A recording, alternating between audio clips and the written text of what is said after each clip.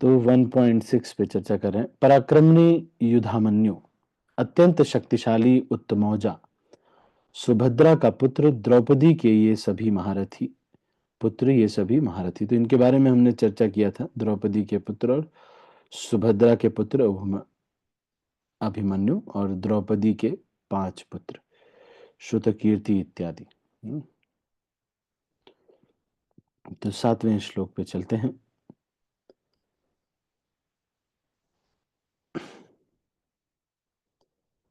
अस्माकं तु विशिष्टा ये तान्निबोध द्विजोत्तम, नायका मम सैन्यस्य संज्ञार्थं तान् ब्रवीमि ते। किंतु हे ब्राह्मण श्रेष्ठ, आपकी सूचना के लिए मैं अपनी सेना के उन नायकों के विषय में बताना चाहूंगा जो मेरी सेना को संचालित करने में विशेष रूप से निपुण है। तो दुर्योधन ये सोच रहे हैं कि अगर इस तरह से हम बताएंगे तो एकदम से डिमोरलाइज ना हो जाए द्रोणाचार्य, तो इसलिए कह रहे कि हमारे भी सेना में हैं बड़े बड़े लोग। कौन कौन है?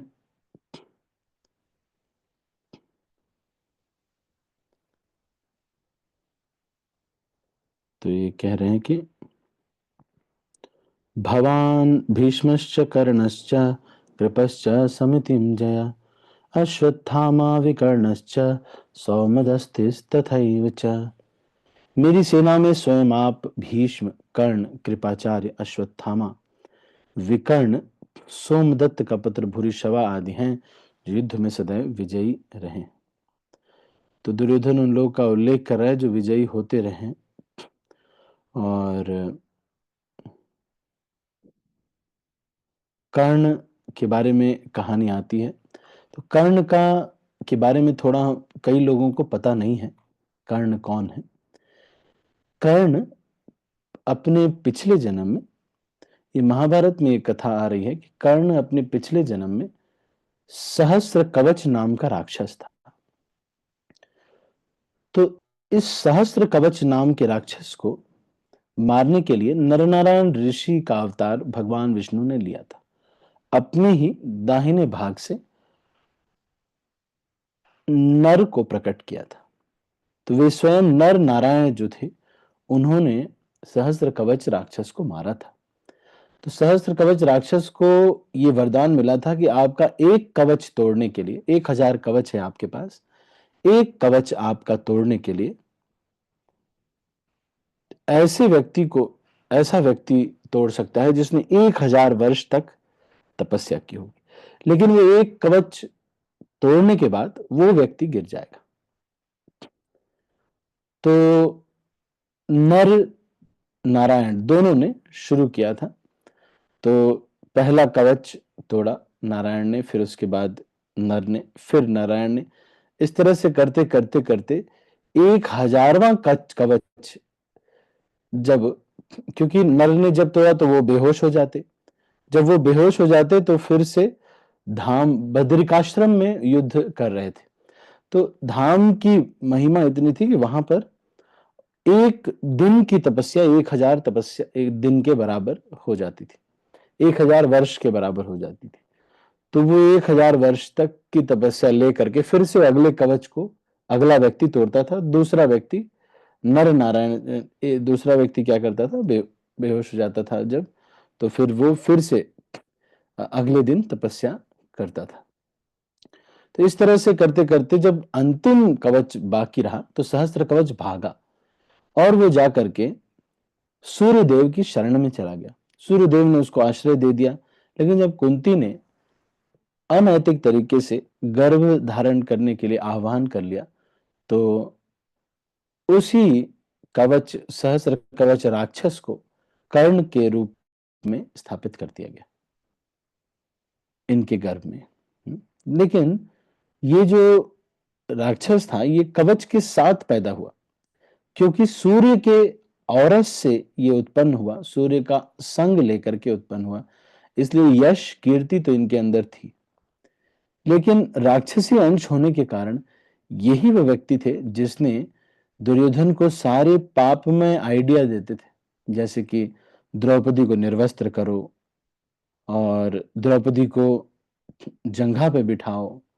ये सारा आइडिया दुर्योधन को ये आइडिया नहीं आ रहा था। दुर्योधन को ये आइडिया देने वाला कौन था? कर्ण। कर्ण बाद में ये वार्तालाप करते हैं भगवान कृष्ण से, उस बोलते हैं कि मैं इस तरह की शब्द कैसे बोल रहा हूं। तो फिर भगवान उनको बताते हैं कि तुम पिछले जन्म में राक्षस थे और इस तरह से तुम्हारा जो है ये जो एक कवच है ये टूटना है। तो फिर भगवान उनको बता देते हैं सारा कुछ, और अपने कुंती के बारे में भी भगवान सब कुछ बता देते हैं। ये सब महाभारत में लिखा हुआ। तो कर्ण जो है, कई लोग बहुत ज्यादा इसको महिमा मंडित करते हैं कि दोस्ती के लिए देखो इन्होंने क्या किया, दोस्ती के लिए कर दिया। क्योंकि वो लोगों ने पढ़ा नहीं है, तो इस वजह से ऐसा वो बताते हैं। तो भगवान भीष्मश्च कर्णश्च इसको हमने कर लिया। अभी हम अगले श्लोक पे चलते हैं, 9वां श्लोक।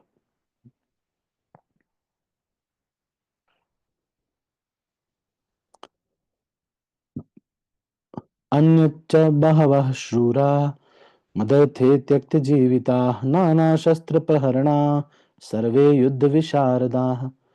अन्यच बहवः, अनेक बहुत सारे शूरवीर हैं जो मेरे लिए जीवन का उत्सर्ग करने के लिए तैयार है।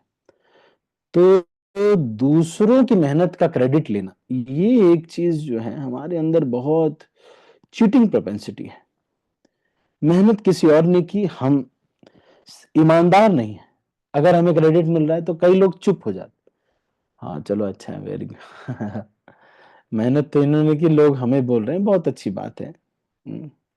लेकिन ऐसा नहीं करना चाहिए, सच सच बता देना चाहिए। ऐसा है, सच सच बता देना चाहिए।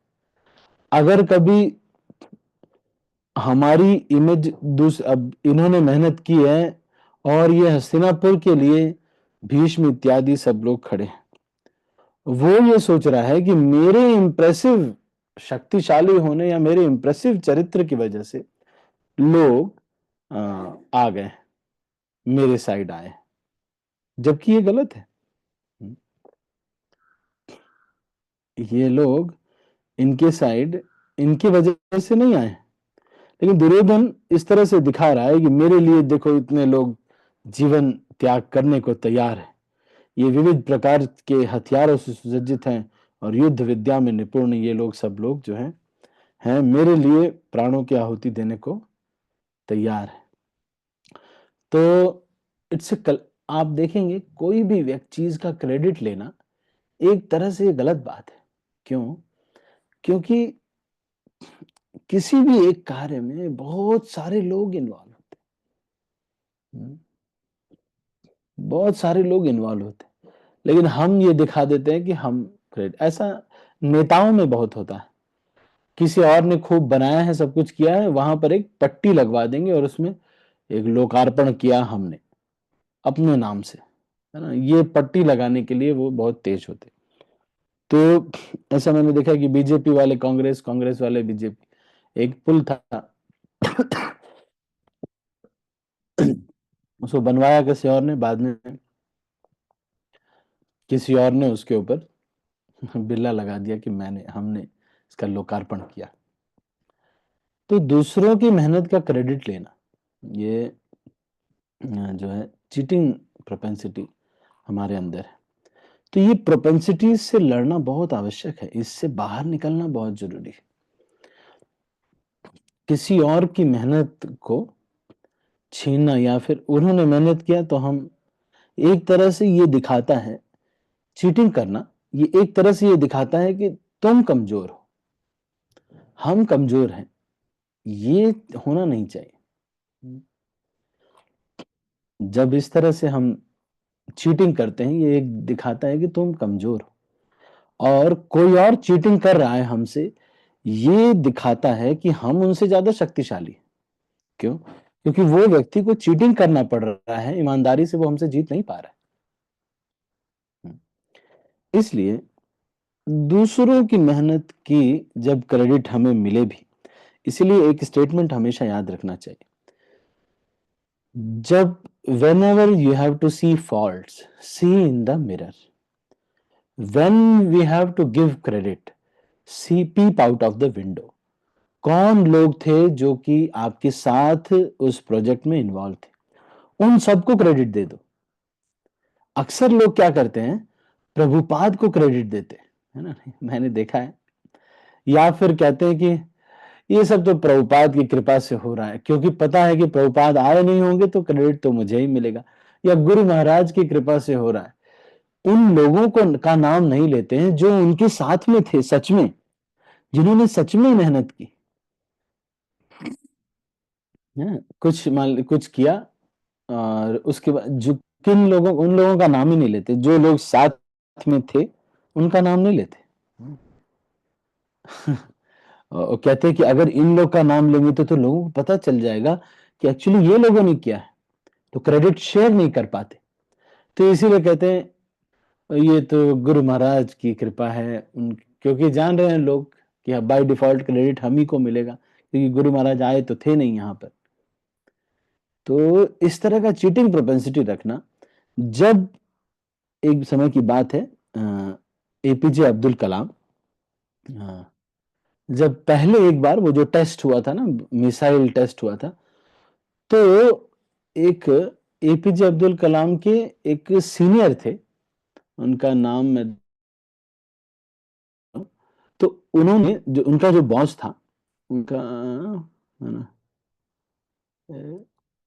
अब्दुल कलाम,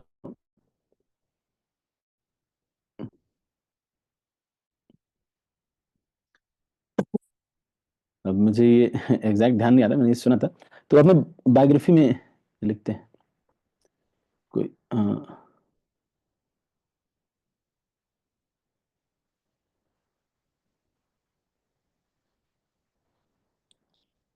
तो सतीश धवन, है ना, सतीश धवन ऐसे है शायद, या जो भी इनका नाम था, या फिर एक और भी थे, उनका भी नाम आता है।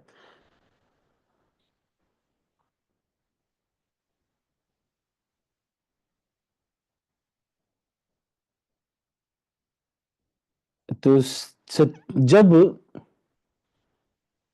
जब वो फेल हो गया,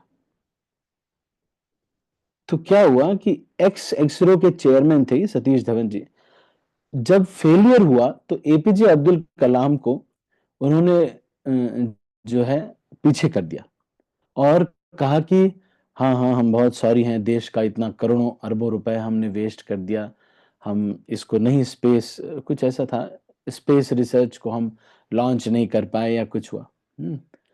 लेकिन क्योंकि अब जब सक्सेसफुल हो गया इनका लॉन्च, तो सतीश धवन ने क्या किया, एपीजे अब्दुल कलाम को आगे कर दिया कि तुम क्रेडिट लो, और ये पीछे रह गए, और सारा क्रेडिट एपीजे अब्दुल कलाम को मिल गया।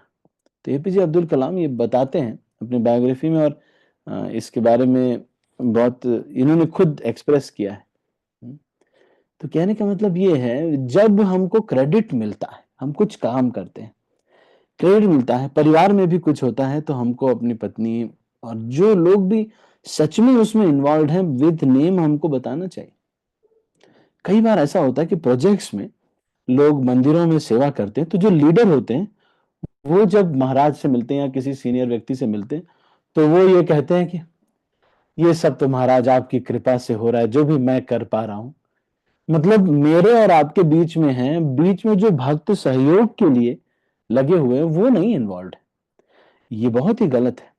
मैंने ये देखा कि अगर हम किन्हीं लोगों के साथ इन्वॉल्व हैं, तो बताना, आचार्य रत्न प्रभु एक भक्त है, कोलकाता टेम्पल के प्रेसिडेंट है, तो जो भी भक्त कुछ सेवा करते, तो वो यही कहते कि महाराज ये वो सेवा कर रहे हैं और मैं इनको हेल्प कर रहा हूँ इस सेवा में, मतलब इनकी ये सेवा थी, आपने दी थी कि भाई ये जो है ये टेम्पल कंस्ट्रक्शन इनका सेवा था, तो उसमें कुछ अगर रहता तो मैं एज ए प्रेसिडेंट इनको हेल्प करता हूँ आप देख रहे हैं। तो और जाके ऐसा नहीं है कि सारा क्रेडिट खुद ले ले रहे कि हम बहुत महान हैं, जाके उनको मिला रहे हैं कि महाराज ये बहुत अच्छे भक्त हैं, इन्होंने ऐसे-ऐसे सेवा किया, इस चीज़ में एक्सपर्ट हैं, आप चाहें तो इनको और ऊँची भी सेवा दे सकते हैं, मेरे से भी ऊँची सेवा दे सकते हैं। ये होना चाहिए। चीटिंग हम प्रोपेंसिटी को जब-जब हम करेंगे, बार-बार चीटिंग करने से क्यों चीटिंग करना? अभी कल परसों मैं किसी बच्चे से बात कर रहा था, तो वो कह रहे थे कि प्रभु जी, मेरे को बहुत सारे लोग अप्रोच करते हैं। तो मैंने बोला कि आप अप्रोच करते हैं इसलिए कि आप थोड़ा चांस भी देते। आप समझ रहे हैं? अंडर चीटिंग प्रोपेंसिटी है, जो अपने अंदर चीटिंग करने की जो प्रवृत्ति है, ये इसको बढ़ावा नहीं देना चाहिए। किसी के साथ राइचुअस लाइफ जीने का प्रयास करना चाहिए, दूसरे का छीन करके, दूसरे का करके। ये शांत आप जब तक ये पाप करेंगे, चीटिंग करते रहेंगे ना, आप द्वंद से मुक्त नहीं हो पाएंगे। द्वंद का मतलब लोभ, ये जो मान, अपमान, ये हमेशा हमको परेशान करते रहेंगे। ये शाम तो अंत गतम पापम जनानाम पुण्य कर्मणाम ते द्वंद मोह विनिर्मुक्ता भजन्ते माम दृढ़व्रता। तो जो ये द्वंद है इस संसार का, मान अपमान, जीत हार, इससे व्यक्ति बहुत परेशान हो जाता है। अगर आप इससे परेशान नहीं होना चाहते तो ये पाप नहीं करना चाहिए। तो चीटिंग प्रोपेंसिटी पे ये है, जो है दुर्योधन अपने इसको कर रहे हैं, और दुर्योधन को विश्वास था कि हम लोग जीत जाएंगे, है ना? ठीक है, तो 10वें श्लोक से आगे की चर्चा हम कल करेंगे। आप सभी का बहुत बहुत धन्यवाद। ये मॉर्निंग क्लास हम ऐसे ही करते रहेंगे, मॉर्निंग क्लास, क्योंकि सुबह वैसे भी साधना तो करनी है, जो माला करते हैं उनको माला करनी ही है, सब कुछ करना ही है, इसलिए इसको हम रेगुलर करते रहेंगे। और इवनिंग की क्लास, क्योंकि उस समय सेलिब्रेशन होता है, तो आज और कल हम नहीं करेंगे, क्योंकि कई जगहों पे शाम को मनाते हैं, सेलिब्रेट कर रहे हैं, उस समय पूजा का समय होता है। ठीक है, तो हम अभी सब मैं सबके हाथ नीचे कर रहा हूँ, यदि किसी के मन में कोई प्रश्न है या कुछ कहना चाहते हैं। कुछ लोग ये कह रहे थे कि प्रभु जी तिथि के अनुसार बताएं। तिथि के अनुसार कल ही है, कल कल 1 तारीख को है दीपावली। लेकिन अ, कुछ लोग अब आपके पड़ोस में और आसपास सब जगह अगर ऐसा मना रहे हैं तो आप वैसा कीजिए, है ना? नहीं, कोई ऐसा प्रॉब्लम नहीं है। उस दिन आप अपना शास्त्र वगैरह अध्ययन वगैरह अगले दिन कर सकते हैं। जो भी हमको भगवान से प्रार्थना करना है वो अगले दिन भी कर सकते हैं। इस्कॉन में डिवोटीज मना रहे हैं कल, आज नहीं मना रहे। इस्कॉन कल मनाएगा। ठीक है, मनीष ठाकुर प्रभु कुछ पूछना चाहते हैं? हरे कृष्ण बाबू जी, दंडवत प्रणाम। आज एक मेरे मित्र हैं प्रेम सिंह ठाकुर जी ना, उन्होंने ज्वाइन किया क्लास अच्छा, को फर्स्ट टाइम। हरे कृष्णा प्रेम सिंह जी, आप हैं यहाँ पे? Prem Singh Thakur ji,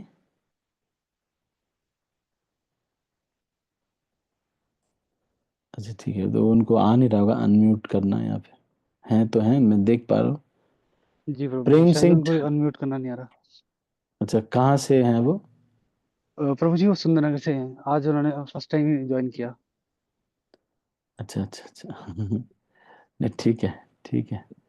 thank you so much Prem Singh ji आने के लिए। आप इसी तरह से भगवत गीता का अध्ययन करते रहिए, आइए और आप इस वैष्णव संघ का लाभ उठाइए। हरे कृष्ण। हरे अ, हरे कृष्ण मनीष। और कोई भक्त कुछ कहना चाहते हैं? सीमा माता मेरी जी आप कुछ? ना हाँ हाँ, बाबू जी, बोलिए। हम तो ये करते हैं कि हम तो इस्कॉन को ही फॉलो करते हैं, तो फिर हम कल ही कर सकते हैं ना? हाँ, कर सकते हैं आप, लेकिन ऐसा नहीं कि परिवार से, समाज से के अगेंस्ट जा करके, ऐसा कोई बात नहीं है। आप अपने हिसाब से जैसा समाज है उसके हिसाब से कर सकते हैं। ठीक। ठीक है, गुड़िया, अरे तो क्या नाम है, शिखा माता जी, आप कुछ कह रहे हैं? प्रभु जी, आपने मुझे ग्रुप में ज्वाइन नहीं किया है। मुझे शाम को जो इवनिंग में मतलब क्लास होती है, मुझे उसकी लिंक नहीं मिल पाती, फिर मैं ज्वाइन नहीं कर पाती हूँ। यही लिंक है बेटा, यही लिंक है। आज और कल तो क्लास नहीं होगी, इसी लिंक पे शाम को श्रीमद् भागवतम पढ़ते हैं। तो इसका शेड्यूल बन जाता है तो बहुत अच्छा रहता है, नहीं तो हम थोड़ा मन इधर उधर होता है। दिन भर में कई बार हम नहीं भी जा पढ़ पाते, तो फिर अगर शेड्यूल रहता है तो किसी तरह से हमको पढ़ना ही पड़ता है।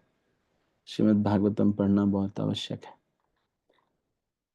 विवेक शक्ति के लिए बहुत जरूरी है। तो इसलिए मैं डाल दूंगा, आपको ग्रुप में डाल दूंगा, ठीक है? ठीक है हरे प्रभु। कृष्ण। बात हो रही है और तो जो प्रभु जी और जो भी हमारा भक्त कुछ है ऐसा, तो मैं आपको मैसेज कर रहा हूँ, आप इस नंबर पे मैसेज कर सकते हैं। ग्रुप में डालना हो या कोई प्रश्न पूछना हो। हरे कृष्णा प्रभु जी। हाँ प्रभु हाँ, जी वाला ग्रुप कौन सा है? ये शाम को भागवतम वगैरह के लिए एक बनाया था। अच्छा प्रभु जी, हम तो नहीं है शायद इसमें। हाँ हाँ, ये नंबर पे मैसेज कर देना बेटा, मैं आपको सब ऐड कर दूंगा। ओके। ज्यादा है तो चैनल तो यही है, जस्ट लाइक जी टीवी। आप इस पे आएंगे तो पिक्चर तो आप देखेंगे। तो this is my number, you can just put a message to me, it's okay, it's okay. ठीक है, तो सभी को और कोई कुछ कहना चाहता? अच्छा, और भी कोई कुछ कहना चाहते हैं? एनी अदर, कोई और कुछ कहना चाहते हैं? ठीक है, तो अभी हम इसको यहीं पर समाप्त करते हैं। आप सभी को बहुत बहुत दीपावली की शुभकामनाएं, और इसके साथ साथ भगवान से प्रार्थना करते हैं आप सबका दीपावली कृष्ण भावना भावित हो। हरे कृष्ण। श्रील आपका प्रभुपाद भी की जय, आप गौर भक्त वृंद की जय। हरे कृष्ण। आप हरे थैंक कृष्णा यू आपको भी विजय। प्रभु जी प्रभु जी आपको। दीपावली की बहुत शुभकामनाएं। हरे आपका दंडवत प्रणाम प्रभु जी। हरे कृष्ण। हरे कृष्णा हरे प्रभु जी हैप्पी धन्यवाद। दिवाली प्रभु जी, दंडवत प्रणाम।